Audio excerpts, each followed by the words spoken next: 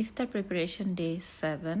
So সেদিন খুবই easy ছিল। আমি সব কিছু রেসিপি অলরেডি তোমাদের সাথে শেয়ার করেছি। যেমন আমার 200K স্পেশালের জন্য আমি দুবাই চকলেট ডেট বার করেছিলাম, তার সাথে খিচুড়ি ছিল। খিচুড়ি নিয়ে আমি আরেকটা ভিডিও করব পরে।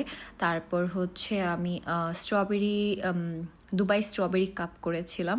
দোনোটার রেসিপি অলরেডি পোস্ট করে দিয়েছি, তোমরা বাসায় ট্রাই করতে পারো। আর আমি রেকমেন্ড করব স্ট্রবেরি দুবাই কাপটা ঈদে রাখতে, দেখতেও সুন্দর, খেতেও মজা। আর তার সাথে ছিল খিচুড়ি। সো এই তো একদম ভাজা পোড়া কিছুই ছিল না সেদিন। তো আমরা চেষ্টা করি প্রত্যেক দিন নিউ আইটেম কিছু ইফতারের টেবিলে রাখতে, বাট সামহাও আবার ভাজাপুরি একটা দুইটা থেকেই যায়। বাট গতকালকে একটা পরিমাণও মানে ছিল না, ভাজাপুরি ছিল না। আর খিচুড়ি খেয়েছি আমি বোমা মরিচের আচার দিয়ে। বোমা মরিচের আচার অলরেডি শেষ। তোমরা যদি বলো আপু বোমা মরিচের আচার আমাদের সাথে শেয়ার করো, তাহলে আমি আম্মুকে বলবো, আম্মুর রেসিপিতে ওইটা শেয়ার করব, কারণ ওই আচারটা আম্মুই বানিয়েছিল, অনেক মজা ছিল। দেন লাস্টে হচ্ছে আমি এটা খেয়েছি জাস্ট 1 স্কুপ, আর হচ্ছে একটা বার খেয়েছি, কারণ এগুলো অনেক বেশি হাই ক্যালোরি। সো এই তো, বাই বাই।